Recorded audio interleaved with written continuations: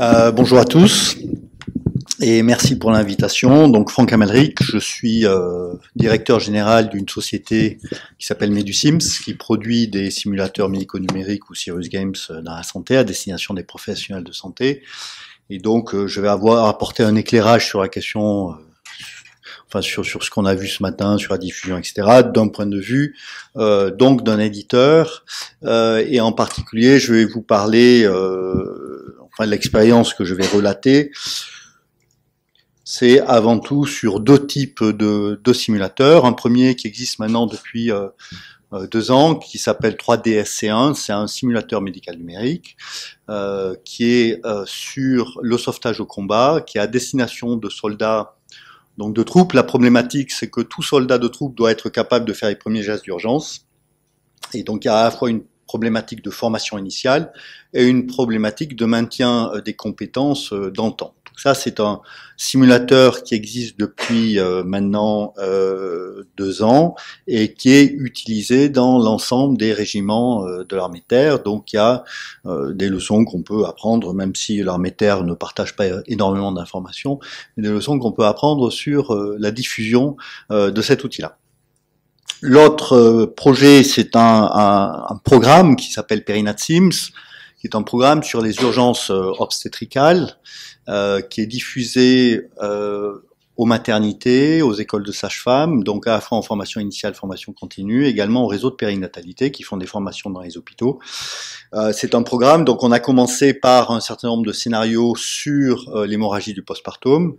On joue le rôle de la sage-femme et on peut appeler l'ensemble de l'équipe évidemment pour ça, et on va développer ça donc avec d'autres problématiques, notamment en 2017 sur la réanimation du nouveau-né. Donc là aussi on a évidemment des problématiques de diffusion assez importantes, sachant que ce sont pas des projets qui ont été réalisés pour faire de la recherche.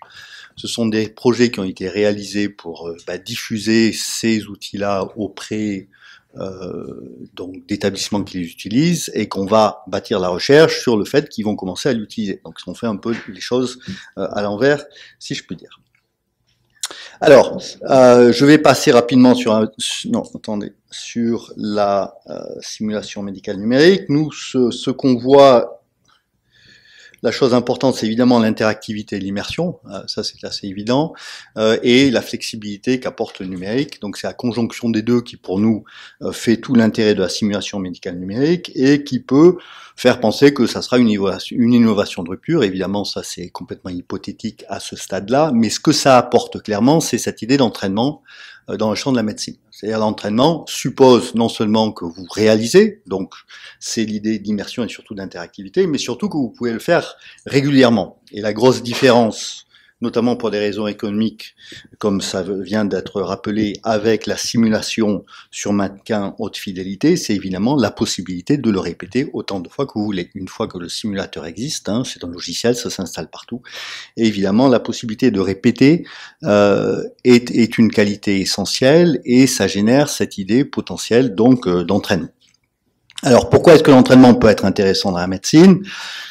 Si on regarde les travaux notamment de René Almaberti sur tout ce qui est les systèmes cognitifs, et sur la base, nous, de ce qu'on a pu apprendre, ne serait-ce avec les simulateurs que je vous ai présentés, mais aussi avec d'autres simulateurs, notamment dans les maladies chroniques, il y a 3 grandes problématiques. Il y a la problématique, les médecins, comment ils agissent comme tout n'importe quel expert.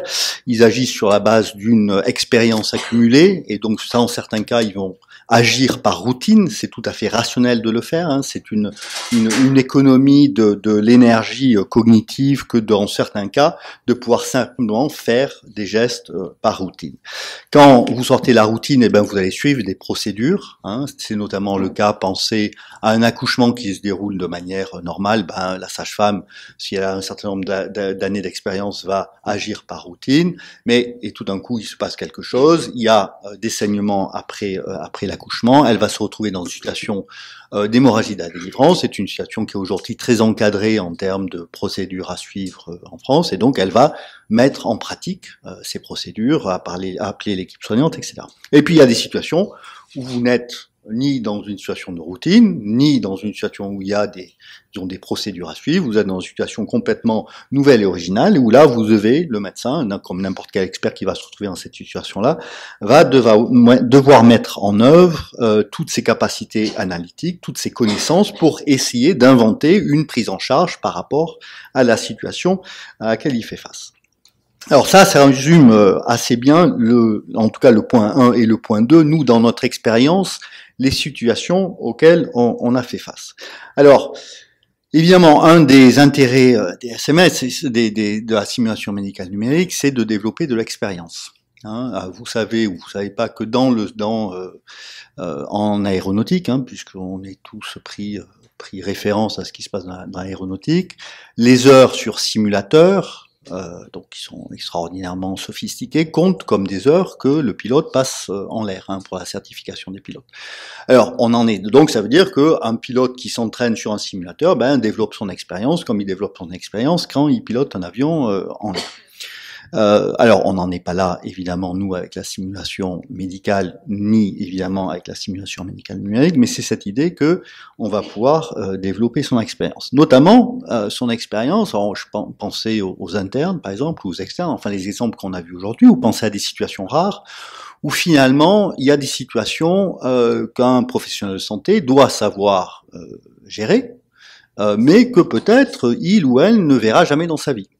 Par exemple, un arrêt cardiaque d'une femme qui accouche. Hein, ça arrive, c'est extraordinairement rare, il y a quand même des femmes qui décèdent de ça, et en principe, une équipe soignante doit savoir prendre en charge ce genre de choses. Alors, puisque le médecin ne va sûrement pas l'expérimenter dans la vraie vie, ou très rarement, ce sont des situations évidemment où, via la simulation ou la simulation médicale numérique, on peut recréer ce genre de situations et donc générer de l'expérience sur des situations où, de fait, dans la vraie vie, il est quasiment impossible de l'expérimenter. Alors, une des choses qu'on a appris, c'est sur les choses de routine. Typiquement, sur des problèmes, on a vu les consultations virtuelles. Donc, typiquement, une consultation virtuelle, dans des choses très bateaux, on peut prendre de l'hypertension artérielle, on peut prendre du diabète, etc. Et on sait par la littérature qu'il y a des problématiques d'inertie thérapeutique, c'est-à-dire que les médecins n'appliquent pas nécessairement les stratégies les plus optimales par rapport à donc ce genre de situation. Et une des raisons, c'est sûrement qu'ils vont agir par routine. Alors typiquement, nous on travaille beaucoup sur ABPCO actuellement, et typiquement un médecin généraliste qui va arriver, quelqu'un qui va tousser, va penser que simplement il a une bronchite infectieuse, va prescrire des antibiotiques et va peut-être pas penser que c'est un cas d'exacerbation d'une PPCO qui met en œuvre une stratégie thérapeutique complètement différente. Et évidemment, dans ce genre de routine, aussi, le problème de la routine, c'est qu'encore une fois, qu'il y a quelque chose de très rationnel, hein, en termes de gestion des capacités cognitives de l'expert. Dans la routine est un peu en opposition, en quelque sorte, ou en tout cas en tension avec l'innovation. L'innovation qui est extraordinairement rapide dans le champ de la médecine. Donc, un médecin qui prend des habitudes dans le cours de son exercice, il va devoir remettre en question en partie ces habitudes-là pour intégrer tout ce qui est du domaine de l'innovation de tout ordre que ce soit. Nous, dans notre expérience dans ce genre de situation, et ça va un peu à l'inverse de ce qu'on pouvait penser initialement, c'est que quand on réalise des simulateurs médico-numériques sur, par exemple, des pathologies chroniques, les cas cliniques qui sont les plus intéressants ne sont pas nécessairement les cas cliniques qui sont très compliqués, où on serait dans le troisième cas de figure, c'est-à-dire le médecin devrait mettre en jeu à ce moment-là tout son savoir et ses capacités analytiques, mais ce sont des cas cliniques qui sont les plus bateaux possibles. C'est-à-dire, par exemple, un homme de 50 ans qui vient qui a une hypertension artérielle qui n'a pas encore été diagnostiquée, et voilà, c'est un cas que le médecin généraliste voit sans arrêt. Pourquoi est-ce que ces cas cliniques très bateaux sont intéressants? Parce que justement, le médecin va réagir en exerçant ce qu'il fait dans la vraie vie, c'est-à-dire sa routine. Et en mettant cela, déjà en le confrontant à la pratique de ses pairs, les médecins vont se rendre compte, pourquoi je fais ci, pourquoi est-ce que vous faites ça, et ça va générer cette réflexivité qui est importante afin de pouvoir faire évoluer les pratiques. Là, je parle évidemment dans une situation de formation continue. Juste un mot sur l'idée de formation continue. En France, la formation continue, c'est très normé par la réglementation sur la formation continue. Et je pense que l'idée d'entraînement, si l'entraînement se développe, s'insérera en fait entre la pratique et la formation continue, entendue au sens de obligations légales que tout professionnel de santé doit remplir en termes de formation continue. Il y aura cet espace de l'entraînement que rend possible donc la simulation médicale numérique. Alors, sur les procédures, ici, il y a deux types d'erreurs qu'on veut évidemment essayer de réduire avec le recours à des simulateurs médicaux.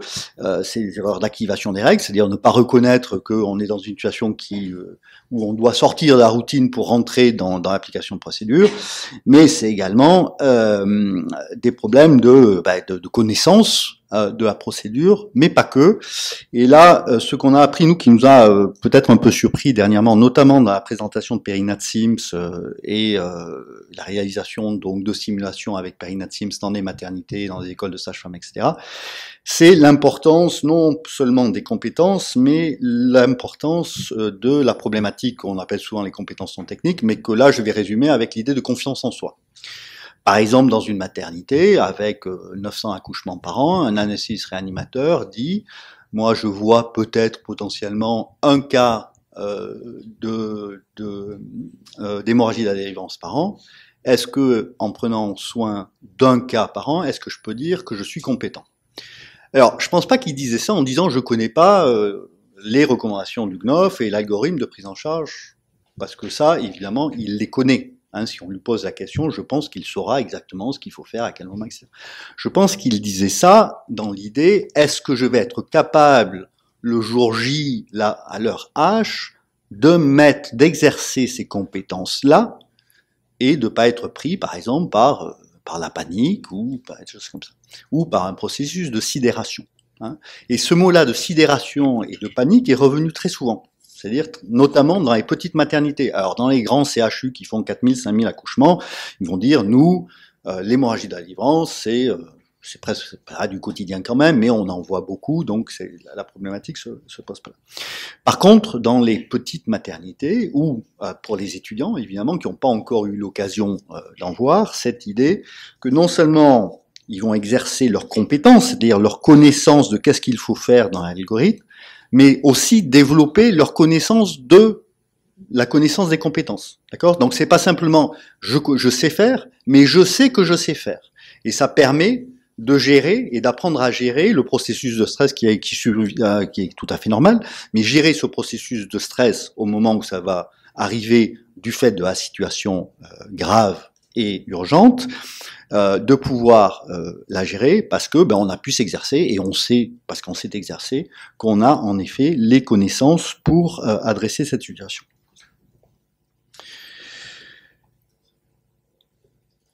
Alors, ça on en a beaucoup parlé. Nous, évidemment, c'est le grand problème question aujourd'hui, c'est l'appropriation. C'est comment accélérer les processus d'appropriation. Il y a des outils qui ont des qualités intrinsèques, hein, ont été rappelés ce matin par moi-même. La demande est là, en tout cas potentielle, elle est très forte. Il y a les attentes des étudiants, hein, on l'a entendu, l'intérêt que les étudiants ont pour ce genre d'outils, et donc la demande potentielle qu'ils expriment. Il y a des besoins d'évolution de la formation continue, ou en tout cas potentiellement l'insertion entre la pratique et la formation continue d'un espace d'entraînement. Et puis, de complément, simplement, la simulation se développe énormément. D'un point de vue économique, la simulation sur mannequin est intrinsèquement limitée du fait de nombre d'enseignants dont vous avez besoin par rapport au nombre de personnes que vous formez. Donc ça, c'est ce qu'on a entendu à l'instant. Et donc, évidemment, le potentiel d'outils différents. Donc, il y a une offre qui se développe, hein, à sa propre vitesse, il y a une demande potentielle qui est forte, on pourrait dire pourquoi est-ce que ça n'explose pas plus vite. Et ça n'explose pas plus vite de notre point de vue, parce que, et on en a beaucoup parlé ce matin, du fait même de cette problématique de l'appropriation c'est-à-dire de mieux comprendre les modes d'utilisation, de mieux comprendre l'insertion dans les parcours pédagogiques et aussi de renforcer le rôle des porteurs de projets, c'est-à-dire des gens qui vont prendre la responsabilité d'insérer et d'utiliser ça au sein d'un établissement, que ce soit dans la formation initiale ou dans une maternité, par exemple. Nous, ce sont des choses qu'on regarde évidemment avec grande attention. Alors, on n'est pas tellement surpris. Je reviens à l'armée, donc 60 et quelques régiments d'armée de terre. On retrouve exactement l'idée que vous avez un groupe d'innovateurs, un groupe de suiveurs et un groupe réfractaire. Donc, en gros, c'est un tiers de régiments qui l'utilisent beaucoup. C'est-à-dire quand on regarde le nombre d'heures d'utilisation, on est dans plus d'une centaine, enfin c'est plus d'une centaine d'heures, c'est-à-dire il y a vraiment une utilisation très intense. Les régiments moyens, ça va être quelques dizaines d'heures, et puis des régiments qui n'utilisent pas beaucoup. Alors nous, on aimerait savoir évidemment pourquoi. C'est comme ça. Est-ce que c'est lié aux porteurs du projet, c'est-à-dire que ce sont des adjudants-chefs qui sont responsables au sein des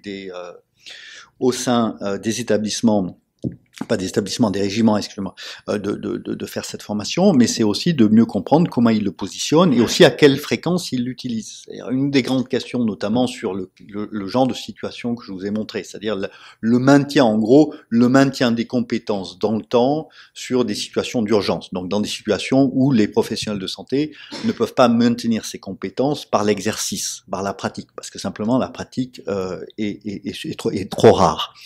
Eh ben, au jour d'aujourd'hui, on ne sait pas s'il faut que, par exemple, les soldats passent une fois par mois sur le simulateur, ou une fois tous les 2 mois, une fois tous les 3 mois, une fois tous les 6 mois. Ça, on n'en a absolument aucune idée. Est-ce qu'il faut qu'ils repassent s'ils se trompent? Est-ce qu'il faut qu'ils repassent souvent? Ce sont des simulateurs qui génèrent automatiquement des débriefings. Donc, est-ce que ces débriefings-là, générés automatiquement, sont suffisants? Est-ce qu'il faut qu'ils soient complétés par des débriefings réalisés par le formateur, comme on a entendu tout à l'heure? Bon, tout ça, c'est des questions qui sont complètement ouvertes à ce stade, en tout cas pour le type de simulateur que nous portons.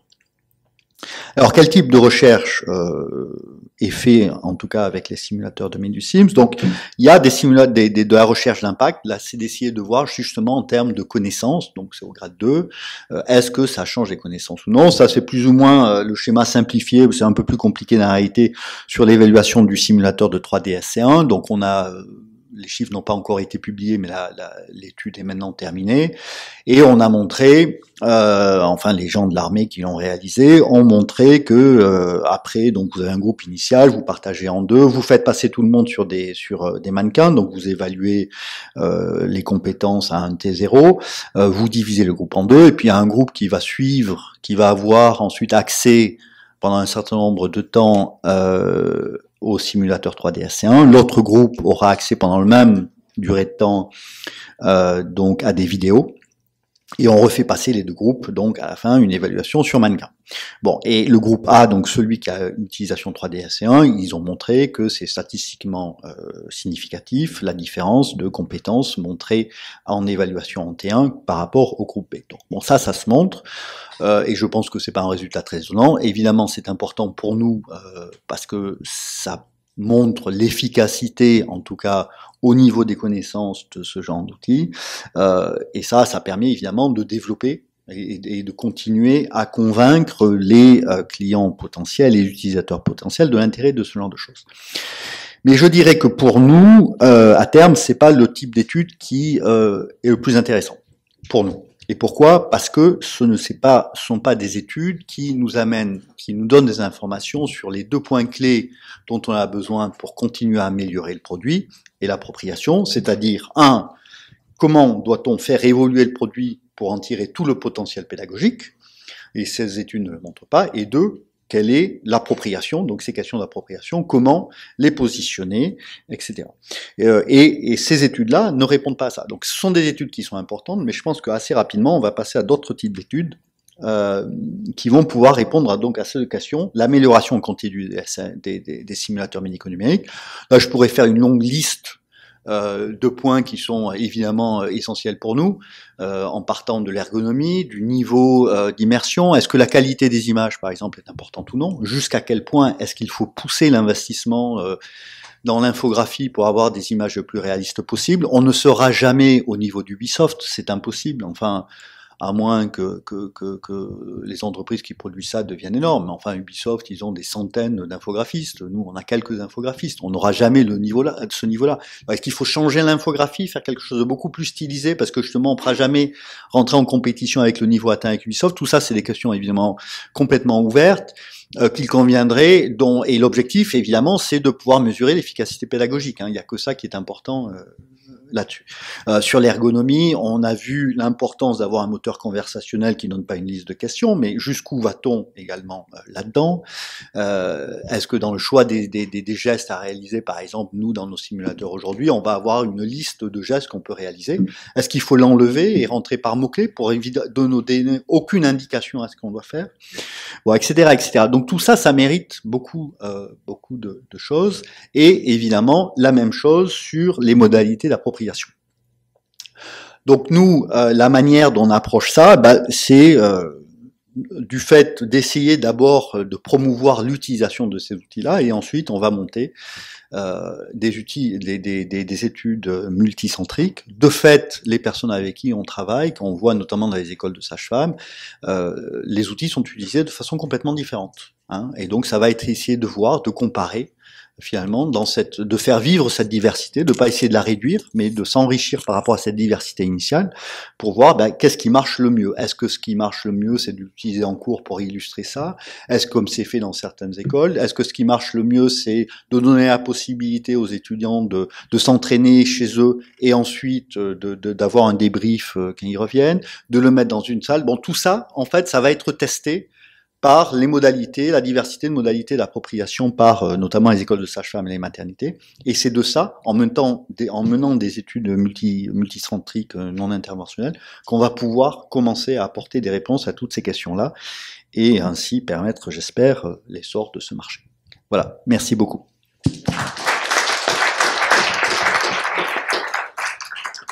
Merci de ces questions-là. Ces perspectives, elles sont très importantes. Et on n'a pas la réponse encore aujourd'hui. Qui a une question à M. Malric? Vous avez fait une étude comparative sur votre système. Vous dites, bon, c'est mieux, mais de combien de pourcents c'est mieux? Et deuxièmement, à quel coût c'est mieux? À quel coût c'est mieux? Parce que le coût de santé, si on intègre la simulation dans le coût de santé, de formation, la part devient à ce moment-là peut-être non négligeable. C'est-à-dire, est-ce que le rendement de ce type de formation, en coût, il est supérieur nettement? Et quand je dis que c'est plus, effectivement, c'est mieux. Ça fait quoi? 2% de plus de succès, 50% de plus, je pense que c'est ce qui est intéressant, à mon avis, pour savoir dans quelle voie on veut aller. Ou alors, est-ce qu'il faut se servir des simulateurs pour comprendre ce que les gens sont aptes à faire? C'est-à-dire, en fait, de décoder l'inverse et de faire du rétro-engineering en se disant ce qu'on leur apprend, en fait, c'est pas la bonne manière de l'apprendre. Il faut trouver une autre piste pour y arriver.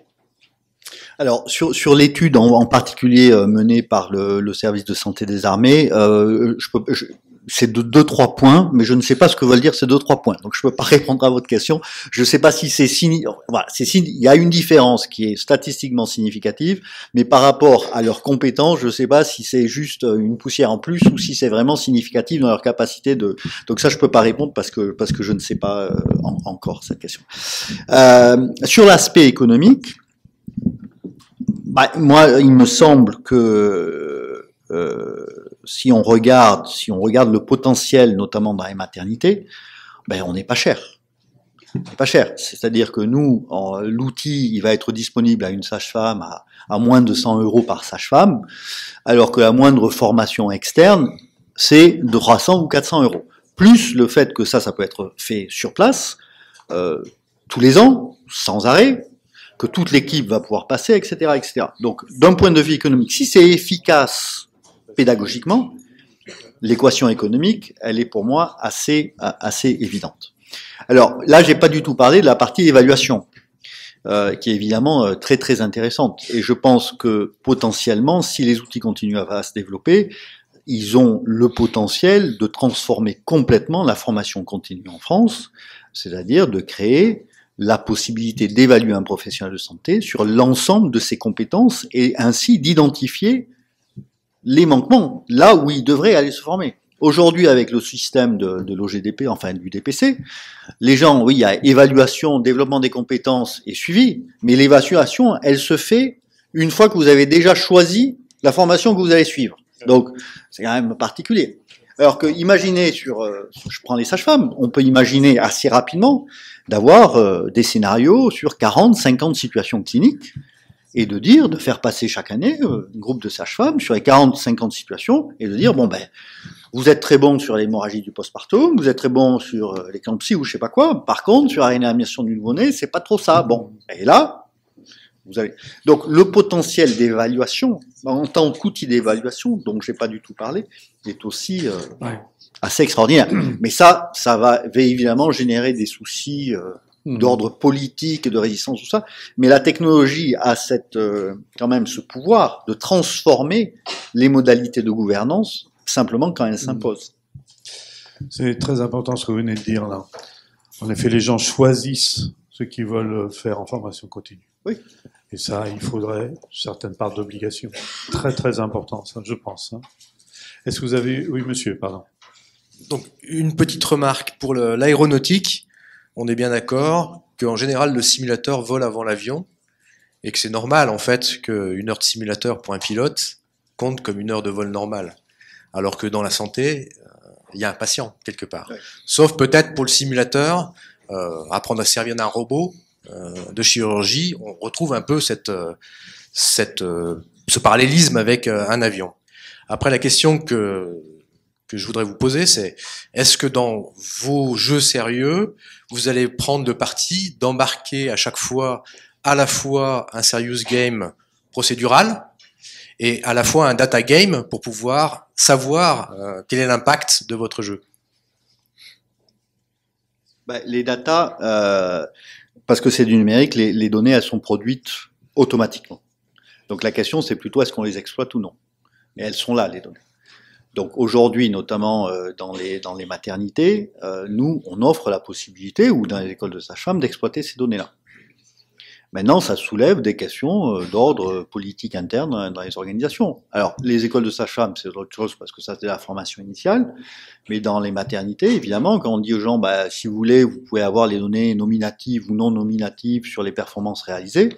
Alors là, les réactions sont très différentes d'une maternité à l'autre, mais ça soulève des questions d'ordre politique, évidemment. Enfin, d'ordre politique, dans le sens de relations internes, etc. Une conversation que j'ai eue là-dessus dit que pour que ça ne soit pas vu comme du flicage, il faut que l'organisation ait la légitimité de pouvoir proposer une formation derrière. Par exemple, c'est peut-être les réseaux de périnatalité sur la périnatalité qui a la plus grande capacité de ça. C'est-à-dire de dire, d'utiliser l'outil non seulement comme outil d'entraînement, mais aussi comme outil d'évaluation, parce que le réseau a de fait, d'abord, il n'est pas en relation hiérarchique avec les soignants, et de fait, a la mission de proposer des formations. Donc, ce qui est important pour que ça puisse être, je pense, légitime, d'utiliser cet outil comme outil d'évaluation, il faut que ça soit institutionnellement dans un cercle où il y a un acteur derrière qui ne va pas l'utiliser pour fliquer, mais qui va l'utiliser pour proposer des formations adaptées à la personne. Ma question, c'était pas vraiment l'aspect flicage.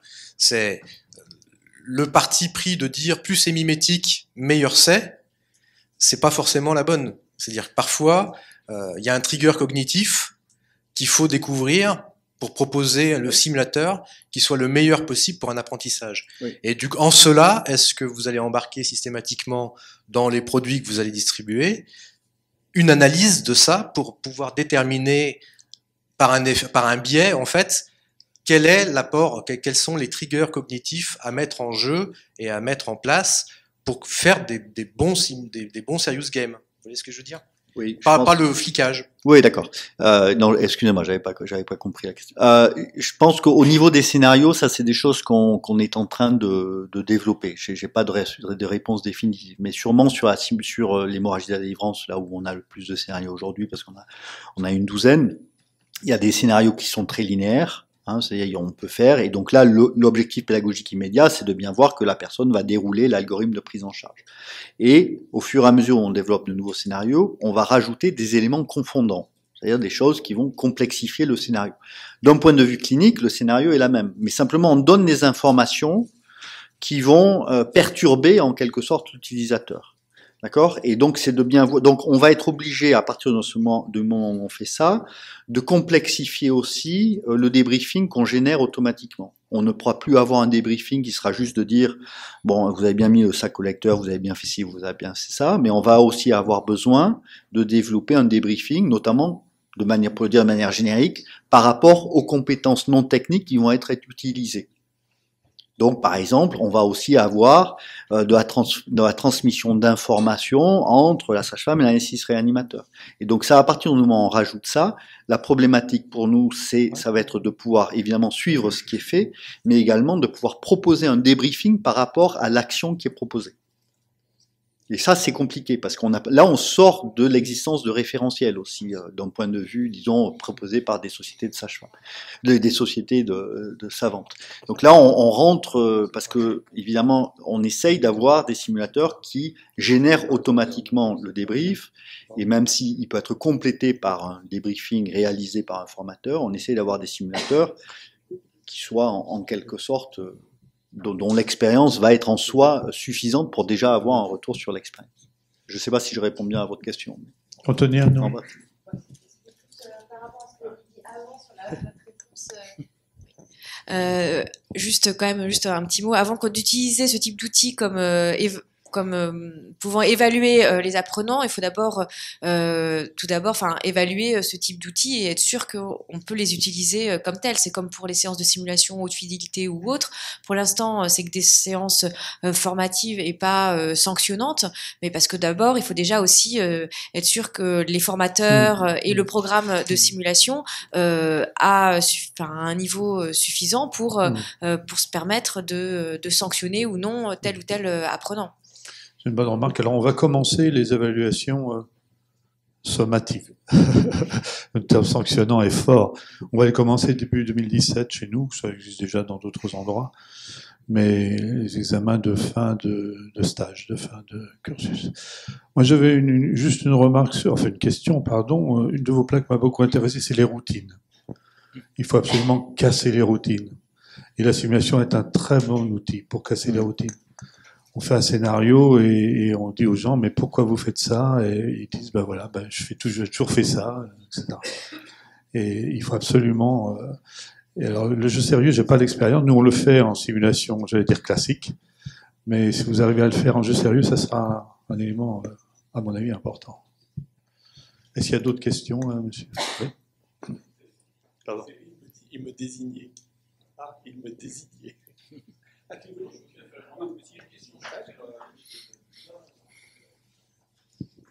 Parce que depuis tout à l'heure, en fait, merci pour la qualité des différentes interventions qui ont eu lieu en session 2.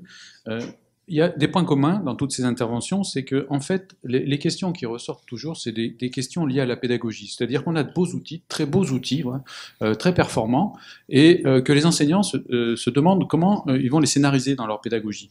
C'est-à-dire, est-ce que je le mets avant? Est-ce que je le mets après? Est-ce que je débriefe avant? Est-ce que je débriefe après? Et ce qui est marrant, c'est que vos problématiques, en fait, on les retrouve dans tous les colloques où on parle de pédagogie. Donc, on parle plus de pédagogie et moins de jeux sérieux dans les colloques que j'évoque, et reviennent les mêmes problèmes, c'est-à-dire quelle est la scénarisation autour des outils numériques qu'on intègre, et c'est les majeurs problèmes de l'intégration du numérique en éducation, c'est comment je les intègre dans une pédagogie efficace et comment j'évalue cette pédagogie. Alors souvent on voit les problèmes, et c'est ce qui est ressorti ce matin, c'est-à-dire est-ce que les enseignants sont volontaires pour l'intégrer? Alors on a entendu dans la première intervention non, parce qu'il y avait beaucoup de contraintes. Alors on a cette notion de contrainte, mais ces notions de contraintes, en fait, elles sont comblées par une notion de plaisir, c'est-à-dire comment on développe le plaisir d'apprendre ou de faire apprendre par l'enseignant.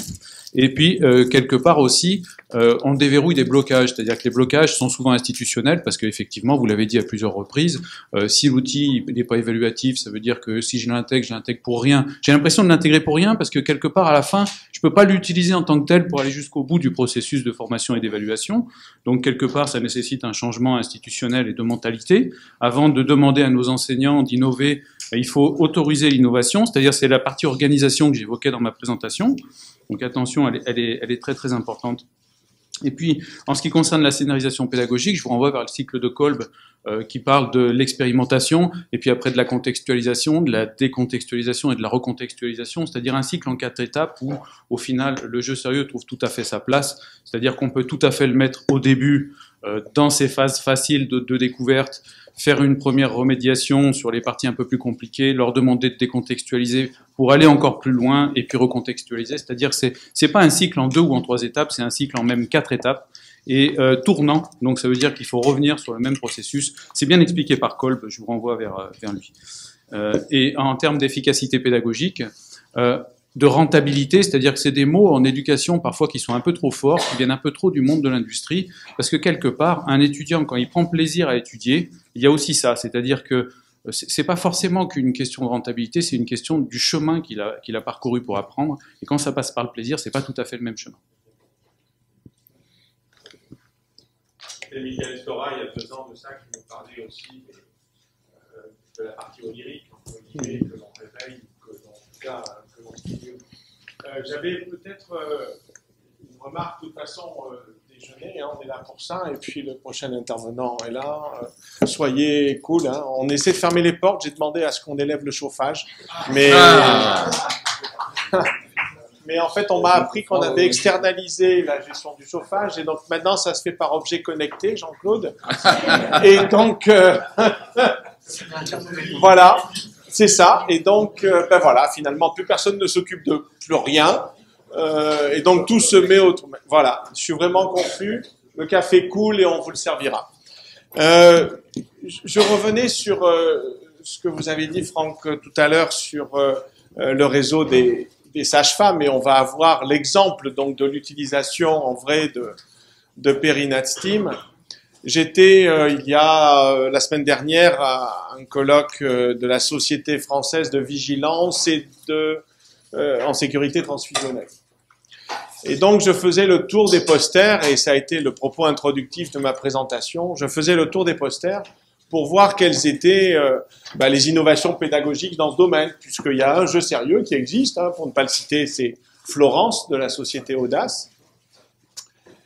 Et j'ai vu toutes les situations, donc il y avait 4 ou 5 posters, l'un parlait de, comment dirais-je, du package en fait, comment je prépare mon plateau, l'autre qui parlait finalement de la chambre des erreurs pour mettre en place la transfusion, etc. Et je n'ai vu aucune évaluation d'Audace. Et là, je me suis posé une question. Ça a été d'ailleurs parce que j'étais invité à une table ronde sur les innovations en transfusion, et ils avaient fait leur propos entre innovation pédagogique. Vous savez que quand on meurt en transfusion, c'est pas la prescription, c'est le contrôle ultime pré-transfusionnel au lit du malade. Et donc, c'est l'interprétation des tests de Combs. Eh bien, dans une, il y avait un équivalent de CIDES et on avait les taches noires ou grises. L'autre, c'était l'utilisation d'un outil vidéo, juste pour montrer. Et pourtant, il y a cette boîte. Alors, c'est vraiment... Et cette boîte, elle existe depuis longtemps. Elle a été présente à Segamed il y a 4 ans de ça. Donc, ils ont déjà... Et on se pose la question. Alors, est-ce que c'est finalement... le réseau qui ne marche pas? Les gens qui ne veulent pas? Est-ce que finalement la formation, elle est ok?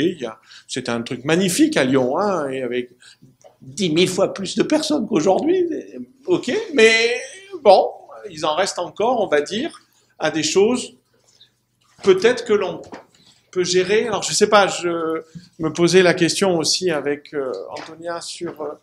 voilà, c'est ça. Peut-être qu'il faut être guidé aussi, avoir peut-être d'autres mécanismes de diffusion. C'est la question est ouverte, hein. Je crois que c'est, mais le constat est clair. Alors peut-être que Sandra pourra nous dire comment le réseau des sages-femmes en France marche. C'est assez rigolo de penser que finalement on a les anesthésistes réanimateurs qui sont très présents dans la simulation. Bon, la transfusion, on a vu. Les sages-femmes, vous commencez à arriver, mais parce que vous êtes dans des logiques, entre guillemets, où les erreurs peuvent coûter la vie. Je ne sais pas si les rhumatos, finalement, sur la douleur. Hier, à l'atelier de TechIt, il y avait une de mes collègues parasitologues. Et sa préoccupation essentielle, c'est de dire que je n'arrive pas à faire comprendre aux patientes l'intérêt de faire attention aux parasites lorsqu'elles sont enceintes. C'est-à-dire, en fait, c'est pas de l'éducation pour la santé, je sais, peut-être, mais en tout cas, c'est des moyens simples de prévention. Et elle n'arrivait pas à le faire avec ses propres outils et l'environnement. Petit rigolo aussi, j'attends mes collègues anglais à l'hôtel et qu'est-ce que je vois? Une table numérique où on peut faire des puzzles. Et donc, pendant que j'attends le médecin, je peux faire des puzzles. C'est un moyen, entre guillemets, je dis pas qu'un étudiant, quand il attend d'être évalué, il peut jouer au puzzle, mais ça peut être intéressant. On avait vu ça. Donc, la question est, alors faut-il peut-être là, sur des similitudes de formation initiale, continuer d'embrayer et que finalement l'anesthésie-réanimation fonce directement là-dedans et agrège autour d'elle. Je me posais la question, en santé publique, je fais cours de LCA, de la lecture critique d'articles, et je pense que ça se prête énormément à cela, tout simplement parce qu'on est en situation d'incertitude. Je vais prendre ou pas le résultat. Eh bien, on a pris, puisque Karolinska Institute est en train, il a décroché un projet pour serious gamifier Cochrane, la base de données Cochrane. L'utilisation de la base de données, l'utilisation de l'information que je vais aller chercher sur Internet. C'est des pistes, alors moi ça m'interroge, parce que derrière, en fait, depuis 5 ans, on voit, donc il y a Loïc qui arrive finalement et qui nous perturbe tous parce qu'il n'a pas la même origine, et c'est vrai que ces interrogations sont intéressantes. Demain, on aura Jean-Marc sur la partie marketing, parce que je crois que c'est aussi très important. Mais pour la pénétration auprès de nos étudiants, enfin, c'est juste une question. C'est la place des réseaux, finalement. Je comprends. Mais c'est intéressant de suivre. En effet, l'anesthésie réa, enfin, tous les métiers à très haut risque, c'est vrai, mais la chirurgie, sage-femme, etc. Mais ce qu'il y a de marrant aussi, si tu veux, c'est que nous, notre dernière discipline en date dans le centre, c'est la dermato. Et le dermato, il est venu me voir en disant qu'est-ce qu'on peut faire en dermato et simulation. Et en fait, on a trouvé plein de choses. Ne serait-ce que l'annonce d'un mélanome, c'est pas évident. L'optisation chirurgicale pour enlever la petite tumeur, etc. Donc, il y a plein de choses à faire. Donc, c'est-à-dire, tu vois, il n'y a pas forcément... je crois que c'est... Alors, voilà. Mais ton idée, là, de démystifier le numérique, c'est-à-dire le mettre dans les endroits où il y a beaucoup de public, etc., sûrement. Mais les nouvelles générations, la génération dite Z, ça va le faire. Johan et Antoine, là, maintenant que papa, maman vous voient sur la télé, là, parce qu'ils ont tweeté, et Antoine a mis papa, maman, je passe à la télé. Donc, non, mais ça veut dire aussi qu'on se raccroche à des éléments de certitude. Et ça, je crois que c'est important. C'est-à-dire que je crois aussi que ce qu'on peut vivre et ce que j'ai mis en place personnellement, ça n'a rien d'extraordinaire, mais finalement, comme la SCA, ça reste le grand drame de nos étudiants. L'analyse critique d'articles, c'est une épreuve où ils jouent leur vie finalement là-dessus. Eh bien, on a mis en place des stages et ils sont une vingtaine. Et donc, une fois par semaine, c'est l'inverse. Donc, la classe est inversée, mais à l'envers. Je n'ai pas lu l'article. Et c'est eux, entre guillemets, qui répondent. Et en fait, je leur dis où aller trouver la réponse dans l'article. Et donc, on fait une classe inversée, je sais pas comment ça s'appelle, mais... Et donc, l'incertitude, en fait, entre guillemets, qui était de faire les choses pour eux, ils ont l'enseignant qui la mime, parce que je n'ai pas vu l'article, et le retour qu'ils ont, c'est de dire, ben oui, maintenant, pour faire ça, voilà comment je trouve dans l'article les choses. C'est la seule façon, entre guillemets, c'est un petit jeu, c'est 4 heures, et on sort torché après ça, parce qu'on n'en peut plus, ni eux, ni nous. Ils posent énormément de questions, alors qu'en amphi, ils sont silencieux. C'est pour ça que c'est une forme de jeu, c'est une forme d'appropriation. Et derrière, l'histoire de la parasitologue hier montre bien que même, et surtout les gens qui commencent à avoir en fait plus que les connaissances, mais l'expérience, n'arrivent pas à expliquer les choses de base. Alors, Jean-Jacques. Oui. Alors, l'œil du dessinateur. Voilà. Ça, c'est l'histoire c'est l'histoire du blanc qui coupe du bois et que l'Indien, il dit, oh là là, cet hiver, il fera froid. Alors, le blanc, il recoupe du bois et il dit, oh là là, il va être très froid, l'Indien, il dit. Et là, il dit, mais pourquoi? Il dit, parce que quand un blanc coupe du bois, hiver très froid. Voilà. Ça, c'est...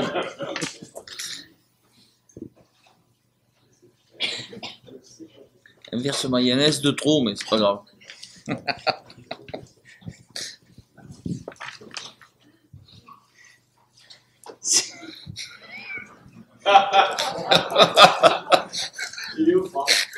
Toute ressemblance avec une hiérarchie quelconque n'est que pure. Et alors j'ai rebondi sur la routine, hein. Voilà. Ouais, c'est clair. Voilà. C'est clair, c'est clair. Merci beaucoup, Jean-Jacques.